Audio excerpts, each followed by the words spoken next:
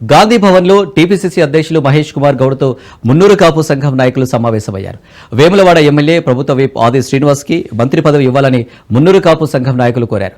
PCC chief ను కలిసేందుకు 33 జిల్లాల నుంచి మున్నూరు కాపు సంఘం నాయకులు భారీగా తరలివచ్చారు. ఆది శ్రీనివాస్ గారి నాయకత్వం మున్నూరు కాపులకు ఆది శ్రీనివాస్ గారి నాయకత్వం ఆది శ్రీనివాస్ గారి నాయకత్వం జిల్లాలి మున్నూరు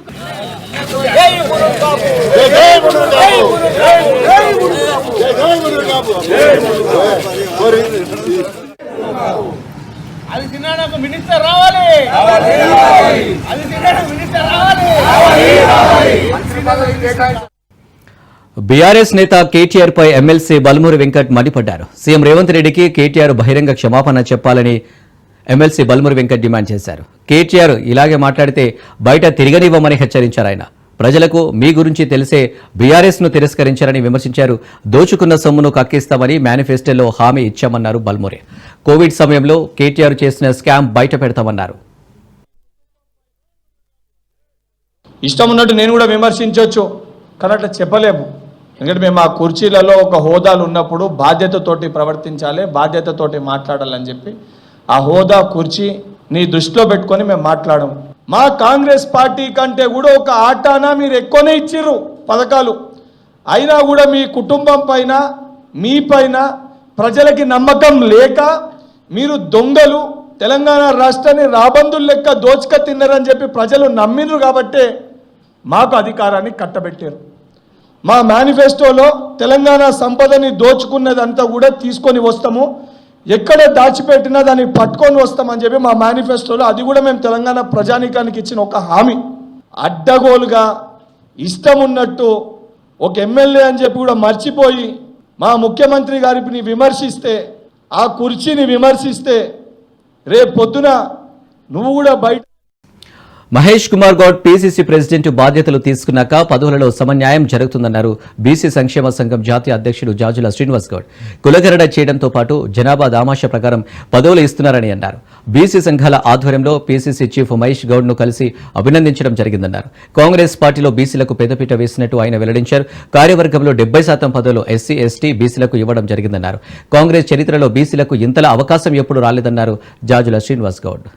కాంగ్రెస్ పార్టీ అధ్యక్షుడు మల్లికార్జున ఖర్గే గారిని ఒప్పించి, అదేవిధంగా పిసిసి క్రమశిక్షణ కమిటీ కానీ, అదేవిధంగా ఆ కమిటీలో ప్రకటించినటువంటి మే 29వ తేదీన ప్రకటించినటువంటి కమిటీల్లో 70% పదవులు, అత్యంత కీలకమైనటువంటి పదవులు బీసీ, ఎస్సీ, ఎస్టీలకు ఇవ్వడం జరిగింది. ఇలా ఎమ్మెల్సీ స్థానాల్లో 4 ఎమ్మెల్సీ స్థానాలు ఉంటే 4 కూడా ఒక్కటి కూడా ఇతర కులాలకు చెందకుండా కేవలం బీసీలకు అన్యాయం జరిగిందని చెప్పి బీసీలకు, ఎస్సీలకు, ఎస్టీలకు, మహిళలకు కేటాయించడం జరిగింది. 69 మంది పిసిసి జనరల్ సెక్రటరీగా ప్రకటిస్తే అందులో 28 మంది జనరల్ సెక్రటరీగా బీసీలకు అవకాశం వచ్చింది. గాంధీ భవన్ చరిత్రలో, కాంగ్రెస్ పార్టీ చరిత్రలో ఎప్పుడూ జరగలేదు. ఒకేసారి పిసిసి జనరల్ సెక్రటరీగా 28 మందికి అవకాశం రావడం ఇది చారిత్రాత్మకమైనటువంటి విషయం. అదేవిధంగా పిసిసి ఉపాధ్యక్షుల్లో ఇలా దాదాపు 70% ఉపాధ్యక్షులు ఎస్సీ, ఎస్టీ, బీసీ, మైనార్టీలకే ఇలా రావడం జరిగింది. సోదర మాదిగ బిడ్డకు, మాల బిడ్డకు, ఎస్సీ బిడ్డలకు మొత్తం 3కి 3 మంత్రి పదవులు కూడా మొత్తం 100% బీసీ, ఎస్సీ, ఎస్టీలకు ఇవ్వడం జరిగింది. అంటే సామాజిక న్యాయం అనేది కేవలం మాటలే కాదు, చేతల రూపంలో చూపిస్తున్నటువంటి చరిత్ర కాంగ్రెస్ పార్టీకి ఉంది. MLA Nayani Rajender Reddy hot comments చేశారు.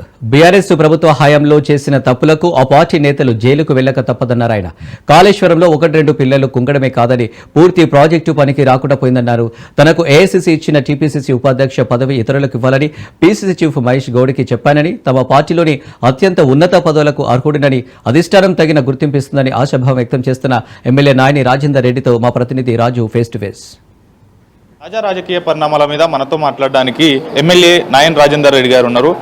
నిన్న కాళేశ్వరం విచారణకు కేసీఆర్ అటెండ్ అయ్యారు. ఇది పూర్తి స్థాయిలో కూడా రాజకీయ కక్షపూరిత చర్య అనేది కూడా బీఆర్ఎస్ ఆరోపిస్తూ ఉంది. దీని గురించి ఆయన ఏం చెప్తారనేది కూడా తెలుసుకునేటటువంటి ప్రయత్నం చేద్దాం. సరే, ఎట్లా చూస్తారు ఈ కాళేశ్వరం విచారణ పూర్తి స్థాయిలో రాజకీయ కక్షపూరితంగా చేసింది అనేది బీఆర్ఎస్ ఆరోపిస్తుంది. ఇప్పుడు మేము కక్షపూరితంగా చేయగలిగిన వాళ్ళమైతే 2 సంవత్సరాలు వస్తుంది కావాలి దగ్గర ఎప్పుడో జైల్లో పెట్టేటోళ్ళం. వీళ్ళది విచారణ అని చెప్పి మేము కూర్చోబెట్టి అన్ని ఎంక్వైరీ చేసి క్లియర్గా తీసుకొచ్చి మేము విచారణ చేస్తా అంటే ఈయనేదో స్వాతంత్ర పోరాటానికి పోయినట్టు లేకపోతే ఇంకేదో చేసుకున్నట్టు మొత్తం ఒక డెకేడ్ ఫ్యామిలీ తిరిగి మొత్తం దోసుగా తిన్నాయి. ఇవి అన్ని విచారణ చేసి ఇది చేస్తుంటే మేము ఏం చేయకుండా మా మీద ఇన్ని కేసులు పెడితే అన్ని చేసే గవర్నమెంట్ పెట్టి విచారణకు పిలవద్దు అంటే నువ్వు దేనికి పోయినావు?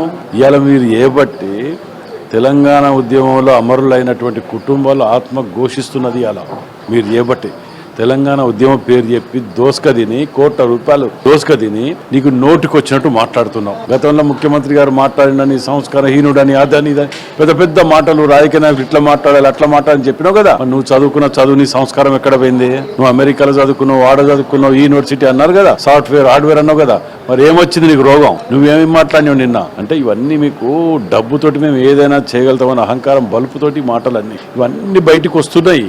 ఎట్లా జైల్లోకి పోతారు వీళ్ళు? ఎవరు చెప్పినా ఆగదు. అది భగవంతుడు తప్ప వీళ్ళని ఎవరికి కాపాడలేడు. ఆ స్థాయిలో దోపరికం చేసిండు వీళ్ళు. మీకు ఎటువంటి టెన్షన్ అవసరం లేదు. ఇది ఇంట్లో పంచాయతీ ఫెస్టేషన్లతో వచ్చి బయట వచ్చి ఇష్టం వచ్చినట్టు మాట్లాడితే ఎవరు ఈయన ఓపిక లేదు. నోరు అదుపులో పెట్టుకో, లేకపోతే నీకు దేహశుద్ధులు జరుగుతాయి మీకు అని చెప్పి. భారీ ప్రాజెక్టు ప్రపంచంలో ఇటువంటి ఇతర దేశాల్లో కడితే గనక పురస్కారాలు అందే కేసీఆర్కు ఇక్కడ కాబట్టి ఈ విధంగా విచారణ చేపడతా ఉన్నారు. ఆయనకు ప్రతిష్ట భంగం కలిగే విధంగా చేస్తూ ఉన్నారని కేటీఆర్. ఉత్తమ్ కుమార్ రెడ్డి గారు కూడా గతంలో ప్రెస్ మీట్లో చెప్పినారు 2-3 కుంగటం కాదు, 2-3 కుంగటం వల్ల మొత్తం బ్యాలెన్స్ సిస్టమే పోతుంది. ఇప్పుడు నాగార్జున సాగర్ శ్రీశైలం కొన్ని ఏళ్ల కింద కట్టింది, ఇవాళ వరకు కుంగటం కాదు కదా, ఇది జరగలేగింతంతా. అట్లాంటి మీరు బుద్ధి తెచ్చుకోండి ఆయన. ఇన్ని చెప్పి రీడిజైన్ పేరుతోటి వేల కోట్ల దోసుక తిని మళ్ళీ ఇంకా దాన్ని సమర్థించుకోవడానికి సిగ్గెట్ అనిపిస్తలేదు మీకు? అది నీళ్ళు వదిలిపెడితే ఉన్నాయంత కొట్టుకపోతాను క్లియర్గా చెప్తూనే ఉన్నారు. రెండు చేయటం లాగదని చెప్పి ఓటు చెప్తే ఓటు మాట్లాడతాడు. ఇప్పుడు చూడండి, గంధమాలకు మిడ్ మార్నర్ నుంచి నీళ్ళు రాకపోతే ఏడికెళ్ళి వస్తాయా? ముఖ్యమంత్రి గారిని పట్టుకొని ఏడికెళ్ళి తెస్తావు అంటివి. నీకు అది మీకు మొన్న ఏడికెళ్ళి వచ్చినాయి మూడింటికి. అంటే ఆ మాత్రం కూడా సోయి సొక్కి లేదు, ఏదో తెలిసినట్టు మాట్లాడటం. అన్ని మాకే తెలుసు, మాకు ఎవరు చెప్పేది లేదు, మేమే మేధావులం, మేమే ఇది అనుకోని, మేమే చదువుకున్నాం అనుకొని మాట్లాడుతుంటారు ఇష్టం వచ్చాడు.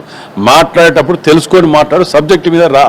నోటికి వచ్చినట్టు ఏది పడితే వాళ్ళు మాట్లాడితే పబ్లిక్ క్షమించారు మిమ్మల్ని. సార్, ఫైనల్గా చెప్పండి, నిన్న ఇటీవల టీపీసీసీ కార్యవర్గాన్ని ప్రకటించింది, అందులో వైస్ ప్రెసిడెంట్ జాబితాలో మీ పేరుంది. ఆ పదవి నాకు వద్దు అనేది కూడా మీరు చెప్తున్నటువంటి పరిస్థితి ఉంది. ఎందుకు వర్కింగ్ ప్రెసిడెంట్ పేరులో మీ పేరు ఉంటుంది ఆ జాబితాలో అనేది కూడా పెద్ద ఎత్తున చర్చ జరిగింది.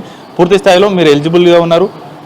ఎందుకు వర్కింగ్ ప్రెసిడెంట్ లిస్ట్లో చివరి నిమిషంలో వచ్చింది, అది ఎందుకు మీరు తిరస్కరిస్తున్నారు? వర్కింగ్ ప్రెసిడెంట్ ఇంకెయ్యలే కదా, ఎక్కడ కూడా వెయ్యలేదు.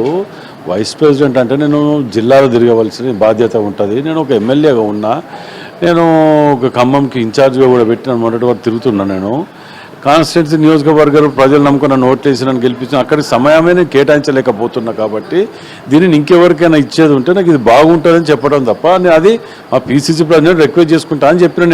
నేను వద్దాను ఇంకేదో చెప్పి ఇంకేదో మా పీసీసీ ప్రెసిడెంట్ గారు చెప్పుకున్నాను, ఇట్లా ఇంతకుముందు కలిసి చెప్పుకున్నాను, ఇట్లా ఉన్నదన్నా, ఇట్లా నాకు అక్కడ సమయం సరిపోదు, ఇది ఎవరికన్నా కేటాయించండి అని చెప్పింది. దాని తప్పేముంది? అసంతృప్తి వ్యక్తం చేస్తున్నారు. అసంతృప్తి ఏముంటుంది అలా? ఆ సీనియారిటీకి ఉన్నదానికి అట్లానేమంటే నాకు సమయం కేటాయించలేము, న్యాయం చేయలేను కాబట్టి అది వేరే వాళ్ళకి ఏమని చెప్పటం, అంతే తప్ప వేరేం లేదు.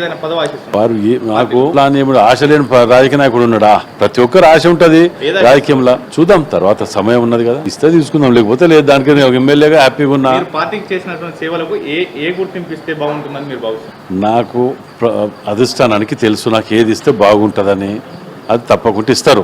విన్నారా? అది నాకున్న అర్హతలు, నాకున్న మెరిట్ తప్పకుండా నాకు వస్తే నమ్మకం ఉన్నది. ముఖ్యమంత్రి గారు కానీ పీసీ ప్రెసిడెంట్ గారు తప్పకుండా న్యాయం చేస్తే నమ్మకం నాకున్నది. ఇది ఓవరాల్ గా నా ఎమ్మెల్యే నాయన్ రాజేందర్ గారు చెప్తున్నారు. ఎప్పటికైనా కేసీఆర్ జైలుకు వెళ్ళక తప్పదు, వారు చేసినటువంటి తప్పులకు ఆ దేవుడు కూడా రక్షించలేడు అనేటటువంటి కామెంట్స్ చేస్తున్నటువంటి పరిస్థితి. కెమెరా పర్సన్ వరుతో రాజ్ న్యూస్, హైదరాబాద్. అన్ని జిల్లాల కలెక్టర్లతో మంత్రి పొంగులేటి శ్రీనివాసరెడ్డి సమీక్ష సమావేశం నిర్వహించారు. భారీ వర్షాలు, వరదలపై అప్రమత్తంగా ఉండాలన్నారు మంత్రి పొంగులేటి శ్రీనివాసరెడ్డి. వరద నిర్వహణకు హైదరాబాద్ తరహాలోనూ జిల్లాలో ఏర్పాట్లు చేస్తున్నట్టు చెప్పారు.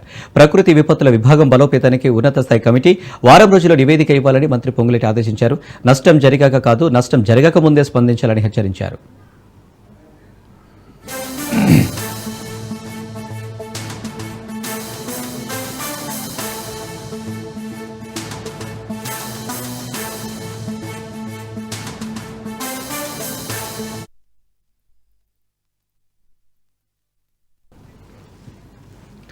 హైదరాబాద్ బోడుపల్ మున్సిపల్ కార్పొరేషన్లో చెంగిచెర్లలో దేవాదాయ శాఖ మంత్రి కొండ సురేఖ ఆకస్మిక తనిఖీ నిర్వహించారు.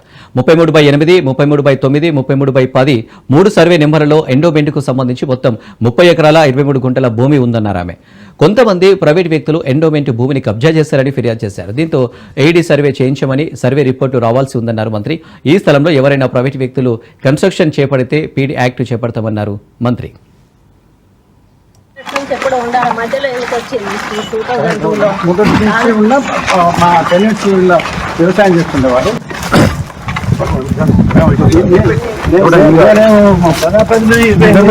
మొత్తం ఇది అనుకుందాం, అది కొలిస్తే ఎక్కడ రిపోర్ట్ తెలుస్తుంది, ఇది మనం అంటే వస్తుందా తెలియాల్సింది.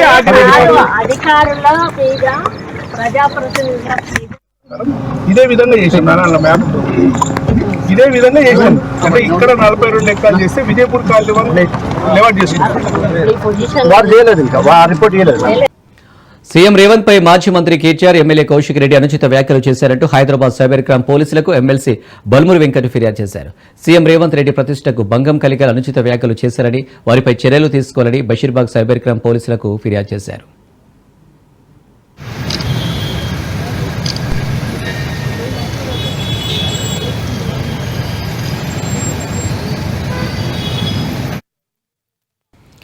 సంగారెడ్డి జిల్లా వట్పల్లి మండలం గట్టుపల్లిలో జిల్లా కలెక్టర్ వల్లూరు క్రాంతి పర్యటించారు. భూ సర్వేలో భాగంగా తెలంగాణలో పైలట్ ప్రాజెక్టు కింద ఎంపికైన గట్టుపల్లి గ్రామాన్ని సందర్శించారు కలెక్టర్, అధికారులు. అనంతరం రైతులతో మాట్లాడి భూ సర్వే వివరాలపై ఆరా తీశారు. రైతుల భూ సమస్యలను సర్వే చేసి పరిష్కరిస్తామని కలెక్టర్ హామీ ఇచ్చారు.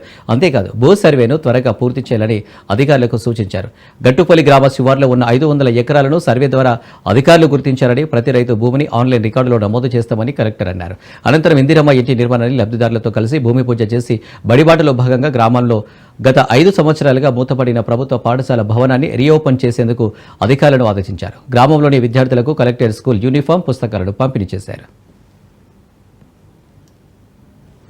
వట్పల్లి మండలంలోని సాహెద్ నగర్ గ్రామంలో భూమికి సంబంధించిన రీసర్వే ప్రక్రియ ఏ విధంగా జరుగుతుందో ఈరోజు వచ్చి ఇక్కడ ఏడీ సర్వే ఆర్డీఓ గారితో అందరితో కూడా పరిశీలించడం జరిగింది. ఈ ప్రక్రియలో మొత్తము మన గ్రామంలో ముందుగా సర్వే జరిగింది, కానీ మ్యాప్ అన్నది లేదు. మరి ఇప్పుడు డీజీపీఎస్ సహాయంతో అన్ని ల్యాండ్ పార్సల్స్ కూడా సర్వే చేస్తూ వాటన్నిటికీ కూడా భూభారతి చట్టం కింద భూదార్ ఇచ్చే ప్రక్రియ ఇప్పుడు కొనసాగుతూ ఉంది. మరి ఈ సర్వేలో మొత్తం 500 ఎకరాలు ఈ గ్రామంలో ఐడెంటిఫై చేయడం జరిగింది. 21 సర్వే నెంబర్లు ఉన్నాయి. ఆల్రెడీ దీనికి సంబంధించి 16 సర్వే నెంబర్ల వరకు మొత్తం రీసర్వే కంప్లీట్ అవ్వడం జరిగింది.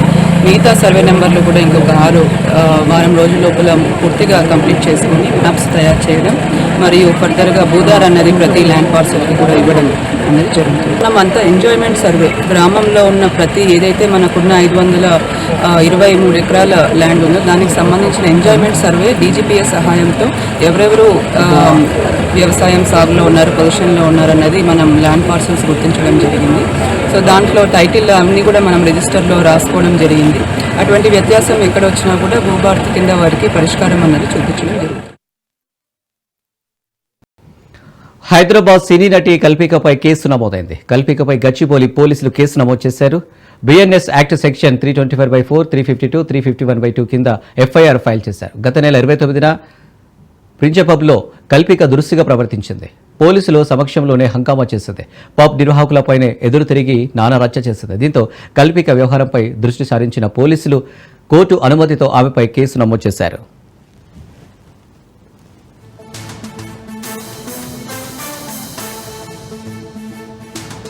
తెలుగు రాష్ట్రాల్లో పాఠశాలలు పునఃప్రారంభమయ్యాయి. గ్రేటర్ హైదరాబాద్ వ్యాప్తంగా స్కూల్ బస్సులో రవాణా శాఖ తనిఖీలు చేపట్టింది.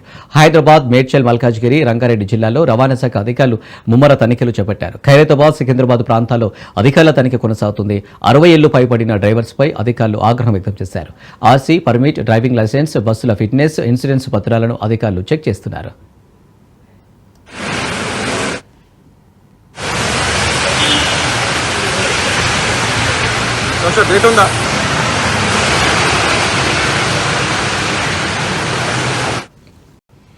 హైదరాబాద్లోని పలు ప్రాంతాల్లో చిన్నపాటి వర్షానికి రోడ్లన్నీ జలమయమవుతున్నాయి. మియాపూర్, హైదర్ నగర్, చందానగర్, లింగంపల్లి, కొండాపూర్, మాదాపూర్, గచ్చిబౌలి, రాయదుర్గ్, దుర్గం చెరువు, జూబ్లీహిల్స్ ప్రాంతాల్లో రాత్రి కురిసిన రాత్రి కురిసిన వర్షం దంచుకొట్టింది. జోరువానకు చందానగర్ నేషనల్ హైవేపై భారీ వరద రాగా లింగంపల్లి రైల్వే అండర్ పాస్లోకి వరద నీరు చేరింది. దీంతో వాహనాల రాకపోకలకు తీవ్ర అంతరాయం ఏర్పడింది. ఏకధాటిగా కురిసిన భారీ వర్షానికి లోతట్టు ప్రాంతాలు జలమయమయ్యాయి. దీంతో ప్రయాణికులు తీవ్ర ఇబ్బందులు ఎదుర్కొంటున్నారు. దీనిపై మరింత సమాచారం మా ప్రతినిధి రత్నకుమార్ అందిస్తారు. పోయే 3 రోజుల పాటు హైదరాబాద్తో పాటు తెలంగాణ రాష్ట్ర వ్యాప్తంగా అనేక ప్రాంతాల్లో వర్షాలు కురుస్తాయని ఇప్పటికే వాతావరణ శాఖ అధికారులు తెలియజేశారు. ఇక నిన్న రాత్రి నుంచి హైదరాబాద్ మహానగరంలో అనేక ప్రాంతాల్లో వర్షం కురుస్తుంది. అయితే కురుస్తున్నటువంటి చిన్నపాటి వర్షానికే హైదరాబాద్లోని అనేక ప్రాంతాలు జల దిగ్బంధంలో చిక్కున్నటువంటి పరిస్థితి ఏర్పడుతుంది. ప్రజెంట్ మనం Serilingampally railway under pass bridge వద్ద ఉన్నాం. ఒకసారి ఇక్కడ సిచ్యువేషన్ అనేది చూడొచ్చు. రాత్రి కేవలం తేలికపాటి వర్షం మాత్రమే ఈ ప్రాంతంలో కురిసింది. అయితే ఒకవేళ మోస్తారు వర్షం కురిసినా లేకపోతే కొంత భారీ వర్షం అనేది కురిస్తే ఈ ప్రాంతం మొత్తం పైన కనిపిస్తున్నటువంటి ఏదైతే లింగంపల్లి రైల్వే ట్రాక్ ఉందో ఈ రైల్వే ట్రాక్ వరకు పై వరకు కూడా వాటర్ వచ్చి ప్రయాణికులు తీవ్ర అస్వస్థతలు చాలా ఇబ్బందికరమైనటువంటి పరిస్థితి అవస్థలు పడేటువంటి అవకాశాలు అయితే ఉంటాయి. సో ప్రజెంట్ మనం ఇప్పుడు విజువల్స్ లో చూసినప్పటికీ కూడా రాత్రి కురిసినటువంటి తేలికపాటి వర్షానికి ఇక్కడికి రైల్వే ట్రాక్ కింద ఈ అండర్ పాస్ బ్రిడ్జ్ కింద వాటర్ అనేది స్టాగ్ అయిపోయింది. వాటర్ నిలిచిపోవడంతో రాకపోకలకు ఇబ్బందికరమైనటువంటి పరిస్థితి ఏర్పడుతుంది. ఇక ఈ అండర్ పాస్ బ్రిడ్జ్ వద్ద ఈ పరిస్థితి అనేది కేవలం ఇప్పుడు మాత్రమే కాదు, గత కొన్ని సంవత్సరాలుగా ఇదే పరిస్థితి ఉంటుంది. ఎన్నిసార్లు ఇక్కడ ప్రయాణికులు తమ గోడు వినిపించుకున్నప్పటికీ కూడా ఏమాత్రం ఆ ప్రయాణికుల యొక్క గోడు అనేది అధికారులు పట్టించుకోవటం లేదు అనేది ఇక్కడ వాహనాల రాకపోకలకు సంబంధించి ప్రయాణాలు చేసే ప్రయాణికుల యొక్క ఆరోపణ. అయితే ఈ యొక్క మార్గం అనేది మెయిన్ గా ఇటు చందానగర్, మియాపూర్, గచ్చిబౌలి ప్రాంతాలకు కనెక్టివిటీని కలిగి ఉంటుంది. ఆయా ప్రాంతాలకు వెళ్ళేటువంటి ప్రయాణికులందరూ కూడా ఈ అండర్ పాస్ బ్రిడ్జ్ నుంచే తమ రాకపోకలను కొనసాగిస్తూ ఉంటారు. మరమ్మతులు చేయాలి, కొంత ఇబ్బందికరమైనటువంటి సిచ్యువేషన్స్ అనేవి లేకుండా. ఎందుకంటే ఒకవేళ మనం రాకపోకలు డివైడర్స్ కు సంబంధించి కూడా ఒకసారి చూడొచ్చు. ఈ డివైడర్ లో కూడా ఎలా పడితే అలా ఆ డివైడర్స్ కు సంబంధించినటువంటి ఆ స్టోన్స్ అన్నిటిని కూడా ఇష్టానుసారంగా పడేసినటువంటి పరిస్థితి కనిపిస్తుంది. వాటి కూడా ఒక కనీసం సరైనటువంటి రక్షణ వ్యవస్థ అనేది ఇక్కడ లేదు. దీనివల్ల యాక్సిడెంట్స్ అనేవి జరగడం, వాహనాల యొక్క రాకపోకలు అనేవి ఏర్పడటం, ఇబ్బందికరమైనటువంటి సిచ్యువేషన్స్ అనేవి ఉంటున్నాయి అనేది ఎప్పటికీ ఇక్కడ ప్రయాణికులు కావచ్చు లేకపోతే ఇక్కడ స్థానికులందరూ కూడా తెలియజేస్తూ ఉన్నారు. అలా ఎట్లా ఉంటుంది ఇక్కడ పరిస్థితి? ఎప్పటికప్పుడు అండర్ పాస్ దగ్గర నుంచి ఎప్పుడు చిన్న వర్షానికే వర్షం వచ్చింది, ప్రతి సంవత్సరం ఎట్లా ఉంటుంది పెద్ద వర్షాలు వచ్చినప్పుడు? చాలా కష్టము. ఒక 1 అవర్ నిన్న రాత్రిలో వర్షం పడింది. సో ఇబ్బంది అయింది సార్, ఇబ్బంది అయింది. అది గవర్నమెంట్ ఏం చూస్తున్నారు ఏమో, గవర్నమెంట్ దీనికి రిస్ప్లేమెంట్ చేయాలి సార్. సో ఇక్కడ ఉన్నటువంటి స్థానికులందరూ కూడా ప్రతి సంవత్సరం కూడా ఇదే పరిస్థితి ఉంటుంది. ఇబ్బందులు అనేవి అధికారులకు ఎన్నిసార్లు తెలియజేసినప్పటికీ కూడా అధికారులు పట్టించుకోవట్లేదు. ఇక్కడ కొంత మరమ్మతులు నిర్వహించాల్సినటువంటి అవసరం ఉంది, లేకపోతే మాత్రం ఇంకా ఇబ్బందులు అనేవి అవి కంటిన్యూ అవుతాయనే విషయం తెలియజేస్తున్నారు. ఎందుకంటే ఇక్కడ మనం ఒకసారి దగ్గరలోనే చూడొచ్చు.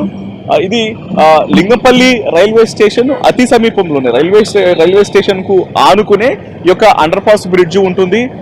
కేవలం మనం ఉన్నటువంటి ఈ ప్లేస్ లో మాత్రమే కాదు, చుట్టుపక్కల అనేక ప్రాంతాలతో పాటు హైదరాబాద్ మహానగర వ్యాప్తంగా ఇంకా అనేక ప్రాంతాల్లో ఇటువంటి ప్రదేశాలు అనేవి చాలా ఉన్నాయి. వీటన్నిటి మీద కూడా అధికారులు ఫోకస్ చేయాల్సినటువంటి అవసరం ఉంది. పైగా వాతావరణ శాఖ అధికారులు ఇప్పటికే తెలియజేస్తున్నారు చాలా స్పష్టంగా, మరో 3 రోజుల పాటు హైదరాబాద్ మహానగరంతో పాటు తెలంగాణ రాష్ట్రంలోని పలు జిల్లాల్లో తేలికపాటి నుంచి మోస్తారు వర్షాలు కురుస్తాయని అధికారులు తెలియజేస్తున్న నేపథ్యంలోనే ఎక్కడెక్కడైతే ఇబ్బందికరమైనటువంటి సిచ్యువేషన్స్ ఉంటాయో వాటి మీద జిహెచ్ఎంసీ అధికారులు దృష్టి పెట్టాల్సినటువంటి అవసరం ఉంటుంది.